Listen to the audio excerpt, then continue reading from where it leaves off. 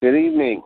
Welcome to the July 1st, 2017 edition of Daily Talk, Researcher 135's Community Call with your host, Rich Vernadeau. Our guest tonight is Jan OLANDESE. She's an Episcopal priest and a retired board-certified chaplain. But she's on here tonight to talk about her books regarding ghosts. She has several that are available on Amazon. She'll be talking about them tonight. And this is going to be an exciting show, so call in 724-444-7444. Enter call ID 137393 plus the pound sign with your comments and questions. And here comes Jan now. Good evening, Jan. Hi, Rich. How are you doing? Fantastic. How are you doing this evening? Oh, I'm great. I thank you so much for this opportunity to discuss my books and to talk with people about ghosts, one of my favorite subjects. And I guess to start out with, I should tell you why I'm fascinated by ghosts. That'd be fantastic. Okay. Well, I wasn't one of those people that was psychic as a child or anything, but as a young person, I started having precognitive dreams that came true, names, dates, and places. It was really odd. And I could have been frightened by it, but I found it fascinating. And after that, I had the experience of living in a really haunted house. I write about it in my book about ghosts, which is nonfiction. And I talk about that and many other true experiences of my own and others. But in my case, this experience of living in a haunted place, there were so many strange things that happened, and it was sort of eerie at times. And I decided that I could either be frightened by it or I could choose to learn from it and learn all I could about it. And that's the route that I took. So I've been sort of fascinated by it all my life, and now I have written about the paranormal before in writing about spirituality and literature with my co-author, Bill Coopersmith. But now I'm writing some things on my own. I've written 2 books of fictional ghost stories. However, I must say that some of these stories actually have some basis in some of my own experiences with the paranormal and those of others. The first collection of stories is called Death Be Not Loud, Ghosts, Haunts, and Tall Tales for Restless Nights. And it has a series of humorous but also scary ghost stories with titles like Youth Do, The Lawn Jockey, Death Be Not Loud, El Cinco de Mayo, and others. And my second volume of ghost stories is called Rest in Fleece, Ghosts, Tall Tales, and Horror Stories. And it follows in the same tradition. It's a slightly larger collection, and it's, I think, pretty good. It also has some funny haikus. So after writing those, I decided, I've been talking about ghosts. Why not write something nonfiction? So I did. I put together a book called About Ghosts, a useful handbook. All of these are available on Amazon under my name. And anyway, the handbook is fun because I've taken my theological and spirituality education and put this to work in terms of what, to ask questions about what ghosts mean. We all know what they are generally.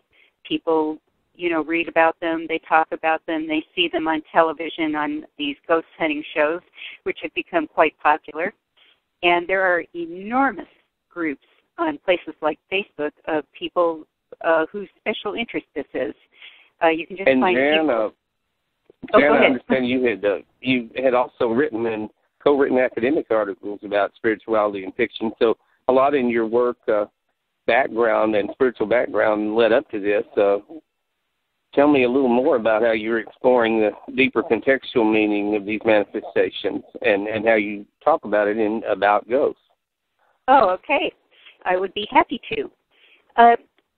Anyway, I'm trying to approach ghosts not just from a popular perspective of telling the stories, although I do tell some so that we have something to work with, But, and I should add that I'm also teaching a graduate continuing education course called The Spirituality of the Ghost Story. So I'm working with people to look at the literature, the fiction, like the stories that I've written, to see what the deeper meaning is. So now we go from there, and I'm looking at ghosts from several perspectives, and one of them is that I want people to understand that ghosts they're cross-cultural and cross-historical. They have very similar things are reported through many cultures and many languages from many countries, all kind of telling the same story. I find that pretty interesting. So that makes you wonder, is it part of, does our universal unconscious, as Jung would have it, is that a player here? Is it, are ghosts mental? Are they all spirits of dead people, or what else could they possibly be? And in studying this, I come up with the idea that perhaps some are spirits of the departed, but that they may be other things as well. And my chapter in my book about ghosts discusses that. We talk about what different kinds of ghosts there are, and what they may mean. There are things like ghosts. We have ghosts as superheroes. Many times in literature and in stories and in popular film, the ghosts are, they can do things that people can't do. So we really like it. The ghost is like the characters in a Marvel comic. They're like Superman. They're like Batman. They can live out our frustrations. They can do things we can't do. So we that's one reason that we like those stories. And in talking about that, it's also there's another question of postmortem retribution. So a lot of those stories are about somebody does somebody wrong, and then the person dies, but they come back as a ghost, and they get back at the guy. So he ends up paying a price, and we can talk about this in terms of moral or ethical theology, like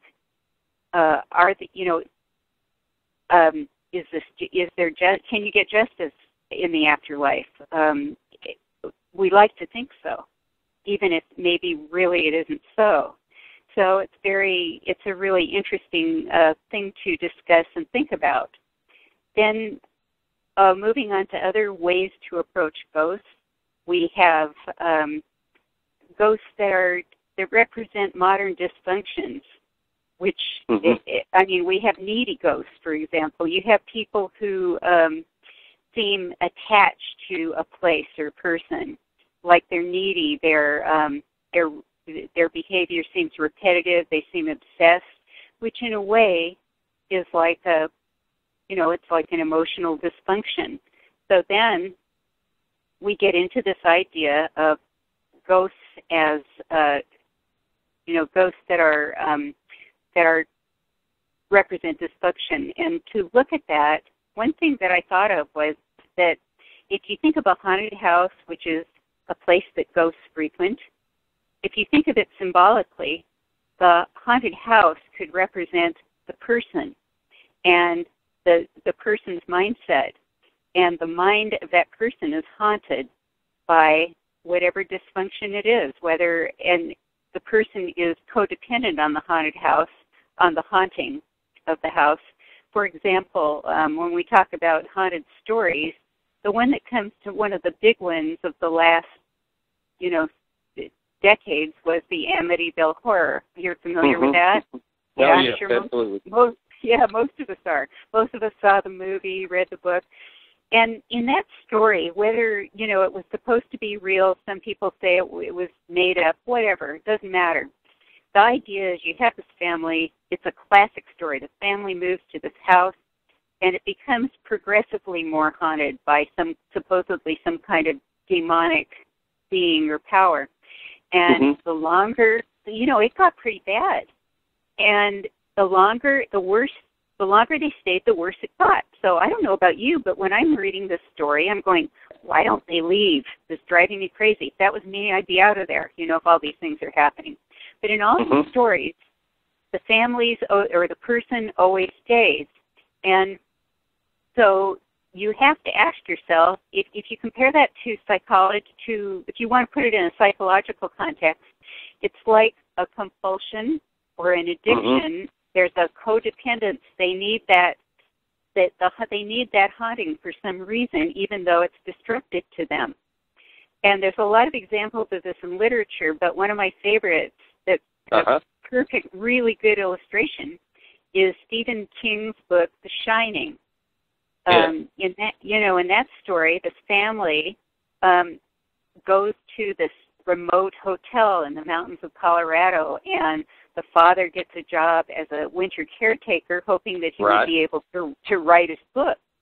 And they are told, they're told that the hotel's going to be snowed in for weeks at a time.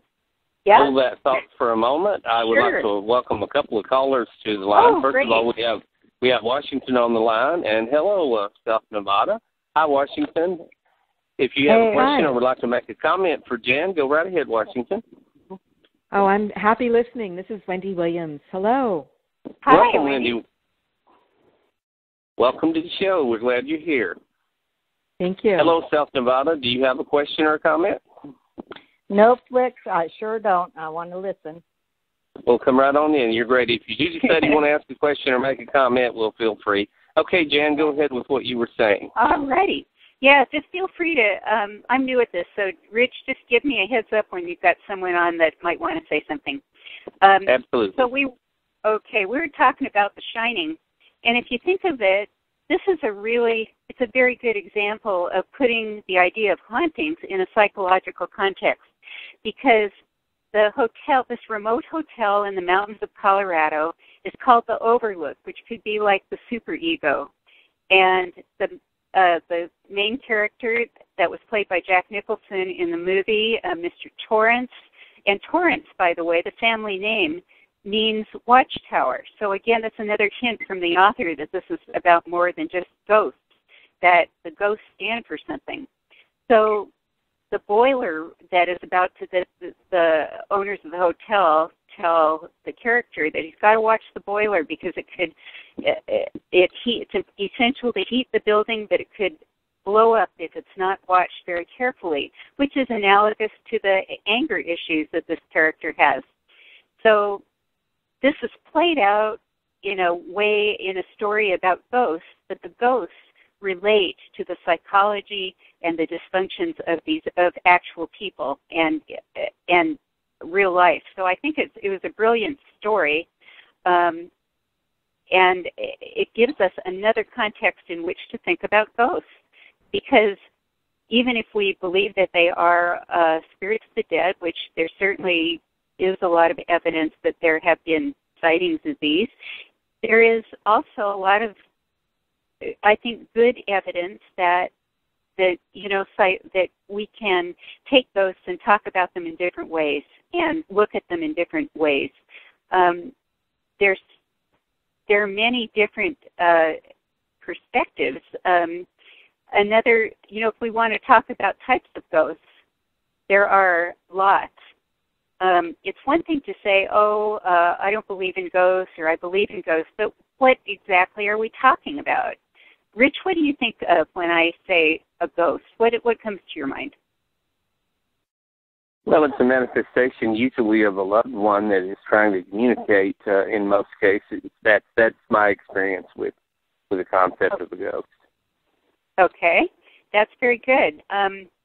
There's a lot of different kinds that I'm going to describe some that I talk about in my book.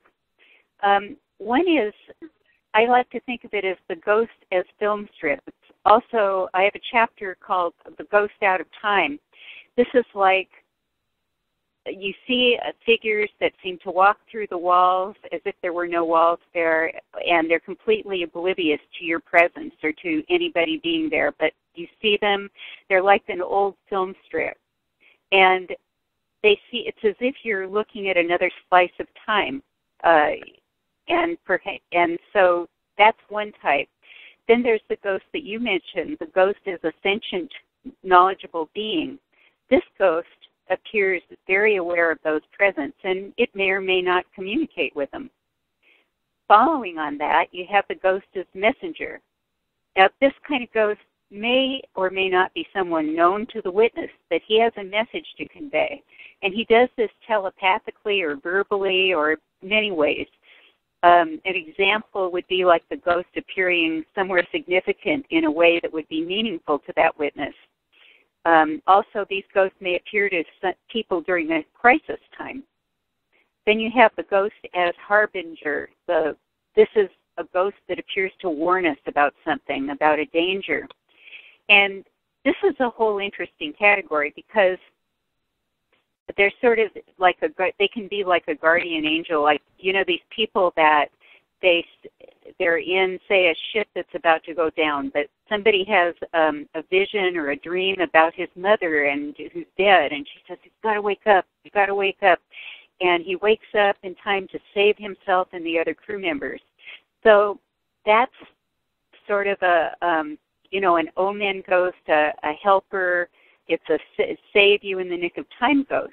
However, other people who don't believe in ghosts might say, well, the person subconsciously was aware that something was going wrong, and so his subconscious formed this dream or this vision of this ghost, which to make him act on whatever knowledge it was, and he did so in time to save people. So there's two ways to look at that. Then there are spirits of the once living. This is somebody who is a relative or perhaps just someone that lived in the home before you moved there. It's usually neutral, sometimes welcoming. And people notice something there, even if you can't see it. You can sense something, and your pets will sense it. Your dog may not go into a certain room, or the dog may wag its tail, notice as if somebody's there. Another type of ghost would be called, and this isn't really a ghost, it's called, in the literature they refer to them as elementals. And these would be entities that were never human. They're something else. They may be nature spirits, which were called divas by the people in Findhorn, which is that colony in Scotland. They may be, fairies, elves, nature beings, whatever, but they weren't human. Another kind of spirit, which was not an elemental, but not a human spirit either, are referred to as shadow people. There's all kinds of things that fall into this category. Spiritualist tradition warns us that these might be dangerous, but they're not demons. Then we have ghosts with an agenda.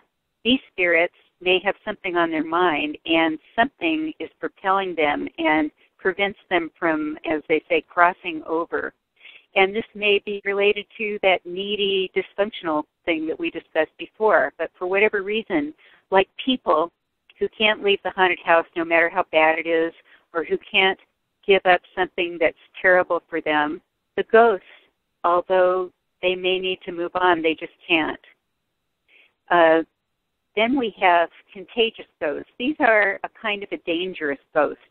They have about them an air of malaise and negative energy, and it's very palpable. You can feel it. If you enter a place that there's something that this kind of energy is present, you definitely notice it, and you don't want to be around it.